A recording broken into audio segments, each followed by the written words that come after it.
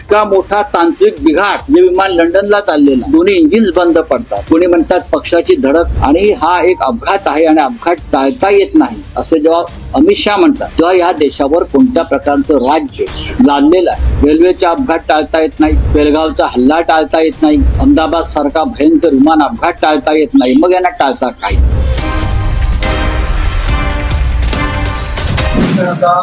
जगातला सर्वात मोठा हा प्लेन क्रॅशची घटना आहे. त्यावर पहिली प्रतिक्रिया काय झाली? उद्धव ठाकरेंनी शोक व्यक्त केला. अत्यंत संपूर्ण देश शोकमग्न आहे. एअर इंडियाचं विमान ड्रीमलाइनर कोसळणं ही या देशामध्ये हवाई वाहतूक करणाऱ्या प्रवाशांसाठी चिंताजनक आणि अस्वस्थ करणारी घटना आहे. अत्यंत सुरक्षित समजला जाणारा हे ड्रीमलाइनर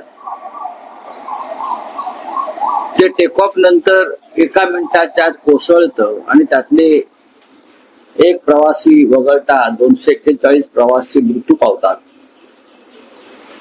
ते विमान ज्या वैद्यकीय हॉस्टेलवर कोसळत आहे त्यातले 24 डॉक्टर आणि 60च्या आसपास विद्यार्थी, मेडिकलचे विद्यार्थी मृत्यू पावतात.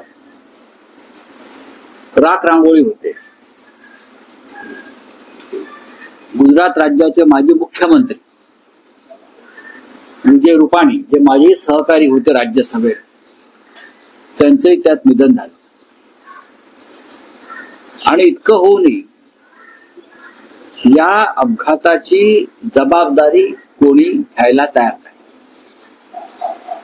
रेल्वेचे अपघात होत आहेत, रेल्वेचे अपघात होत आहेत. बेलगाम सारख्या दहशतवादी हल्ल्यामध्ये लोक बळी जात आहेत. विमानाचे अपघात होत आहेत.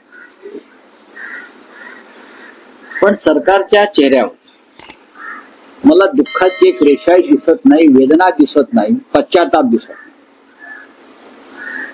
कालच्या विमान अपघाताचं कोणीही राजकारण करू नये, कारण जे मृत पावलेले आहेत ते भारतीय असतील किंवा परदेशी नागरिक असतील, ते आपल्या भारतातून एअर इंडियानं प्रवास करत होते. लक्षात घ्या, याच्यामध्ये भारतीय हवाई क्षेत्राची प्रतिष्ठा पणाला लागली.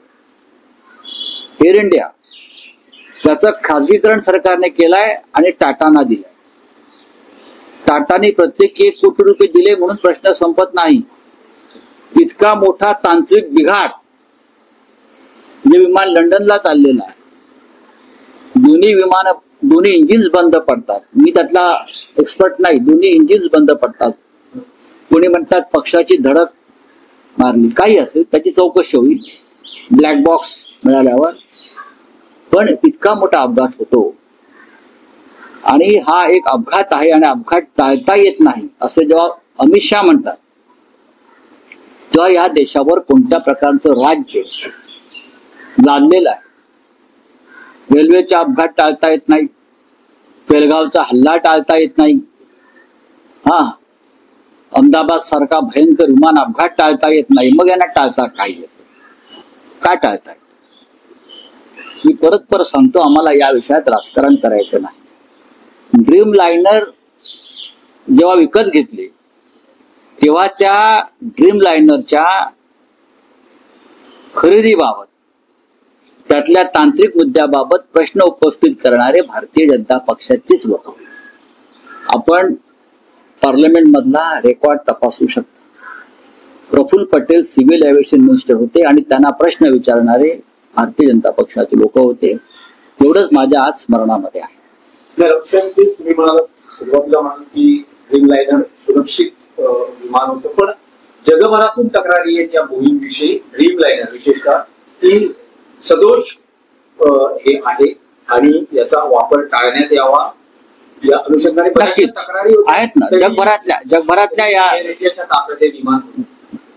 आणि त्याच्यावरती भारतीय जनता पक्षानंच त्या काळामध्ये आक्षेप घेतले. त्याच्यामध्ये काही गैरव्यवहार झालाय का या खरेदीमध्ये, दबावाखाली ही खरेदी झाली आहे का? 300 पेक्षा जास्त लोकांचे प्राण त्यात गेलेत म्हणून आम्हाला चिंता वाटते आणि प्रश्न आम्हाला उपस्थित करावासे वाटते. 300 पेक्षा जास्त, त्यात महाराष्ट्रातले 10 ते 15 लोक आहेत, प्रवासी आहेत, क्रू मेंबर्स आहेत. जबाबदारी कोण घेणार आहे? साधा प्रश्न आहे, याची जबाबदारी कोण घेणार आहे? जेव्हा अशा प्रकारचे अपघात युपीएच्या राजवटीत होत होते तेव्हा भारतीय जनता पक्षाचे राष्ट्रीय अध्यक्ष किंवा भाजपचे विरोधी पक्ष नेते हे त्या संबंधित मंत्र्यांचा राजीनामा मागत होते आणि त्या वेळेला राजीनामे देण्यात आले. रेल्वेचा अपघात झाला तर माधव शिंदे राजीनामा दिला, काँग्रेस मध्ये रेल्वे मंत्र्यांनी राजीनामा दिलेला आहे आणि तुम्ही खुशाल बसलेला आहात,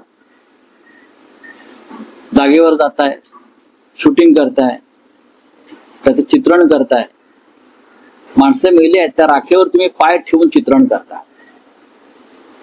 या देशाचं दुर्दैव आहे की इतक्या अशा प्रकारचं एक उत्सवी राजाचं सरकार या देशामध्ये आहे.